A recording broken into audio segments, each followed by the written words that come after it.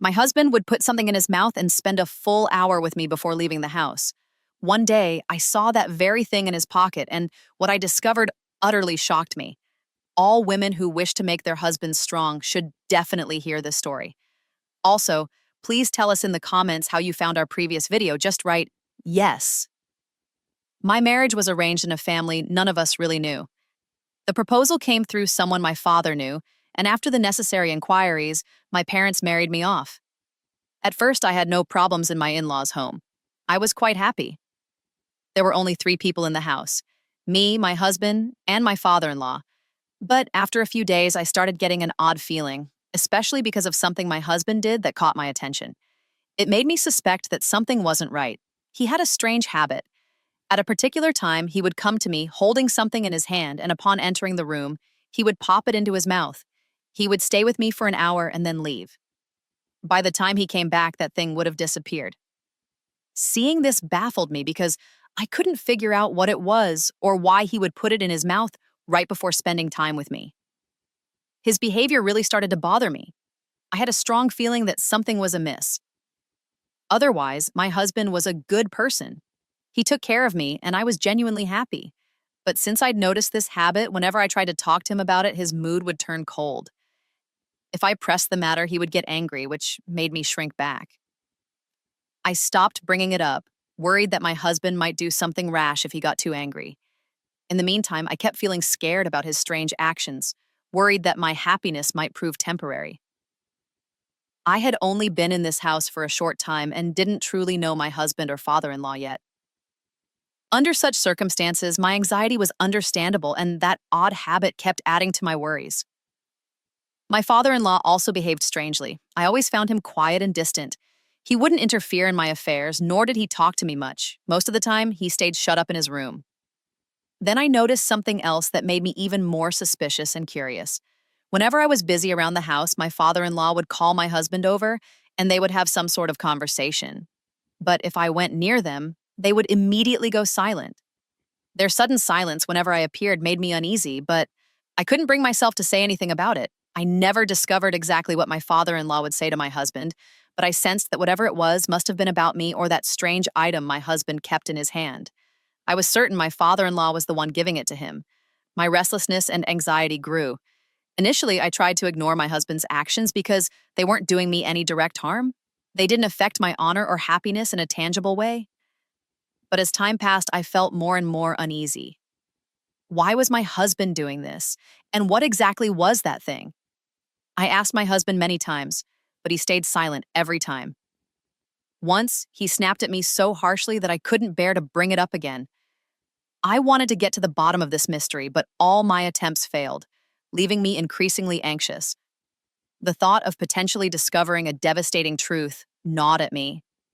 I had been basking in the happiness of having a caring husband and a peaceful in-law situation.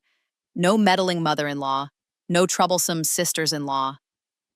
Yet now, my husband's peculiar behavior and my father-in-law's cryptic demeanor were starting to terrify me. I had no one to confide in or seek guidance from about this unsettling pattern. What was going on between them? What was the nature of that mysterious object my husband carried? Why did he spend a full hour with me each time, at a specific time of day, only to leave soon after? None of it made sense to me. As time passed, my feelings for this home soured.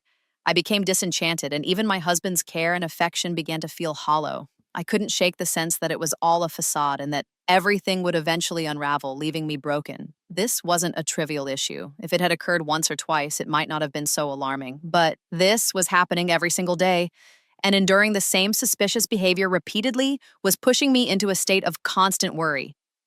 Worse, I felt I couldn't even ask about it outright. I knew that raising these questions would only create more tension.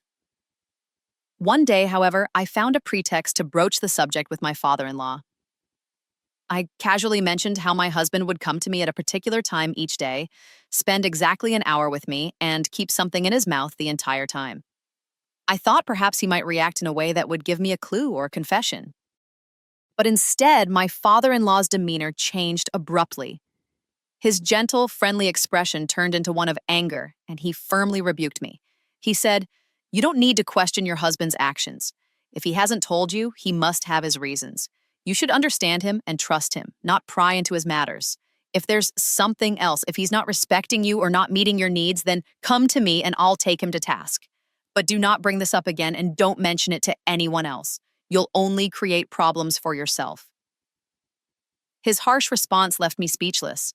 It confirmed my suspicion that there was indeed something they were hiding. My father-in-law, who usually seemed so composed, was now stern and cold, making it clear that this matter was off limits. That evening, my husband came into our room visibly angry. He scolded me fiercely, warning me never to raise such issues with his father again. I was caught between fear, confusion, and the strong conviction that I had to find out what they were hiding.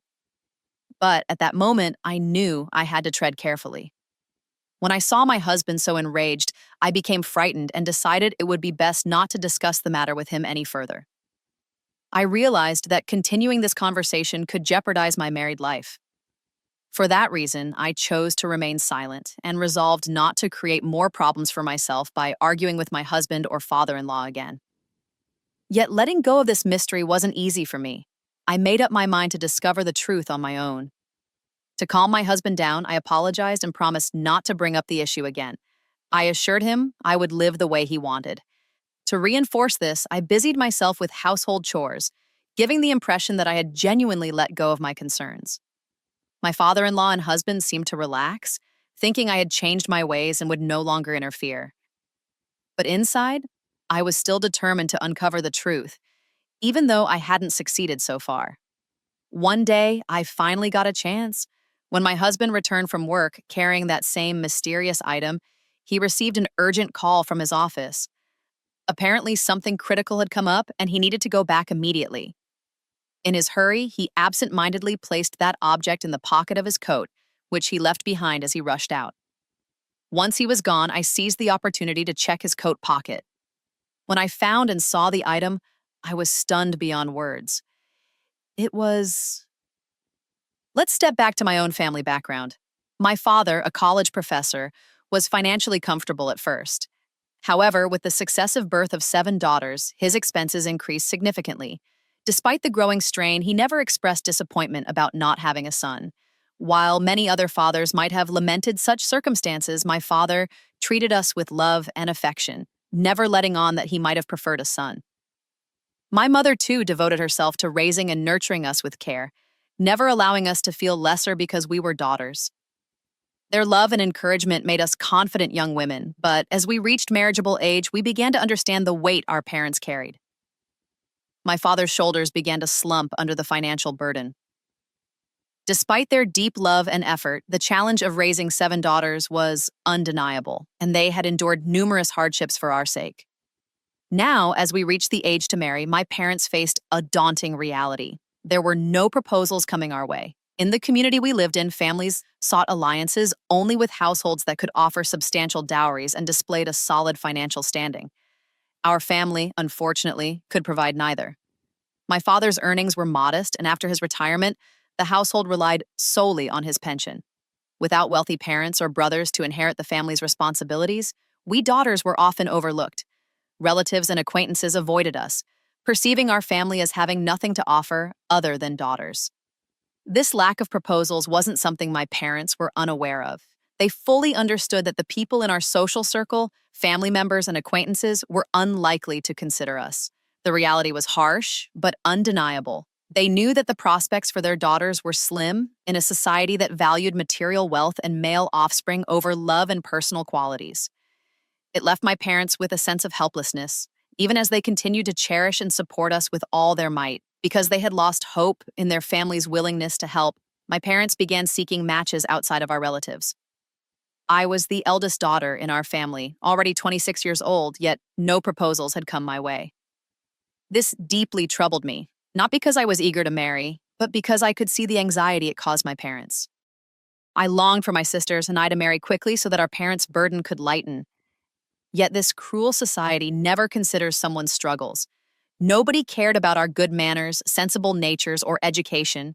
Instead, everyone fixated on the lack of a dowry, believing that if they accepted a match with us, they would gain nothing material in return. We, however, placed no hope in people's opinions and looked only to Allah, We believed that when he willed it, our fortunes would change, perhaps even without us realizing it. I, however, hoped those doors of fortune would open sooner rather than later, so that my parents might find some relief from their worries.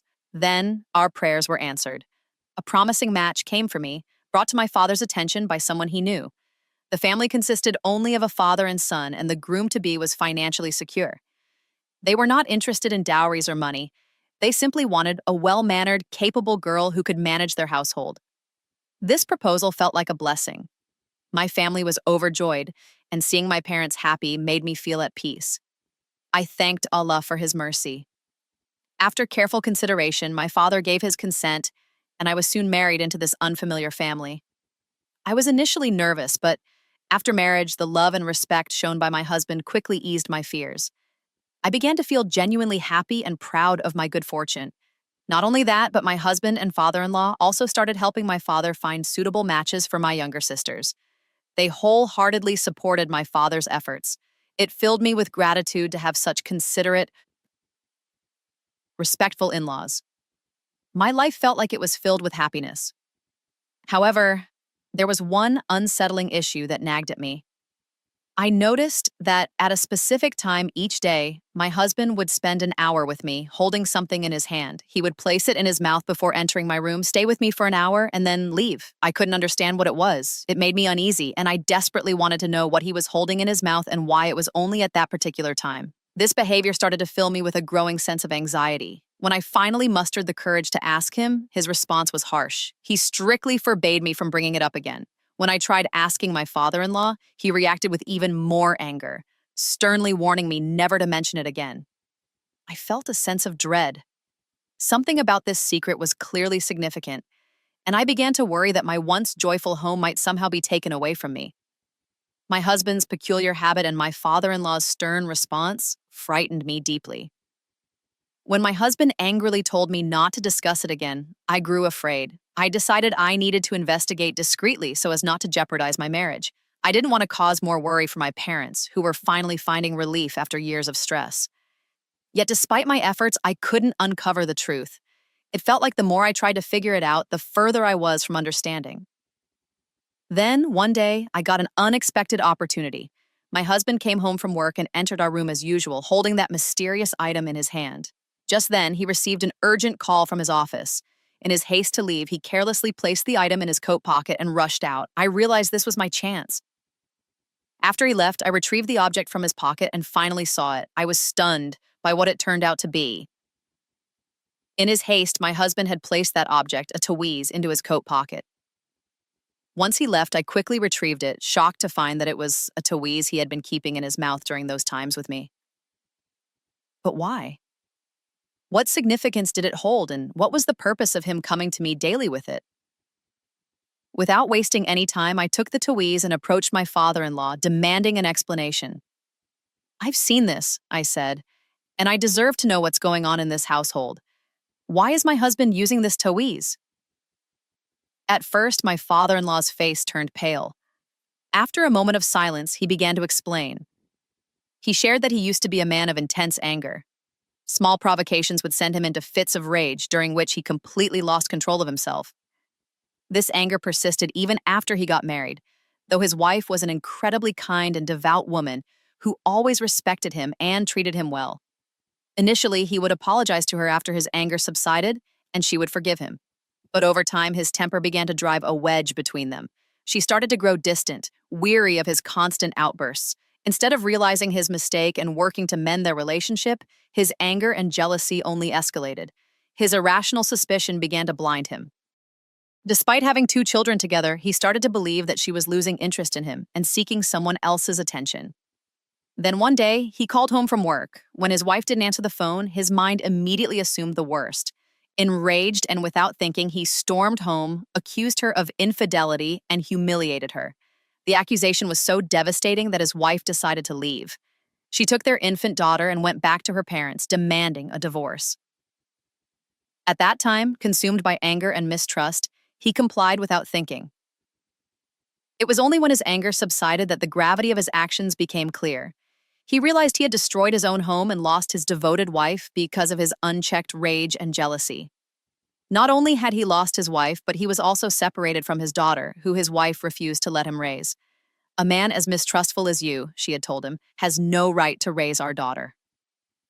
However, she allowed their son to remain with him, saying, "He's just like you. Before he grows up and disrespects his mother and sister as you have, I'm relinquishing my rights to him." The loss weighed heavily on my father-in-law. He watched his son grow up without a mother's love and constantly blamed himself for the broken family. To this day, he had never seen his daughter's face again. This regret haunted him, and it seemed to tie into the strange practices he had since adopted. Practices now involving my husband and that mysterious Tawiz. I don't even know where my daughter is or how she is doing. Many times I tried to find my wife just so I could meet my daughter and let my son meet his mother. But it's as if she disappeared, and to this day, I yearn to see my daughter again, while my son longs for his mother's presence. That's why, when I arranged my son's marriage, I was filled with fear. I worried that he might end up like me, destroying his own home out of anger. He, too, had inherited my temper. That's when I encountered a pious man who gave me a taweez and told me, "Give this to your son. Tell him to set aside a specific time each day, hold this taweez in his mouth, and spend that hour with his wife. This will help keep his temper in check, and he won't lash out at her." That's why I stopped you from prying into the matter. I feared your husband might lose control and make a regrettable mistake. Now I ask you to let this matter rest. Simply put the taweez back and pretend you don't know anything. It's enough that your husband treats you well. I want both of you to be happy, and I don't want you to experience the heartache that my wife and I endured. Hearing my father-in-law's words left me stunned. I had never imagined I'd learn such a story.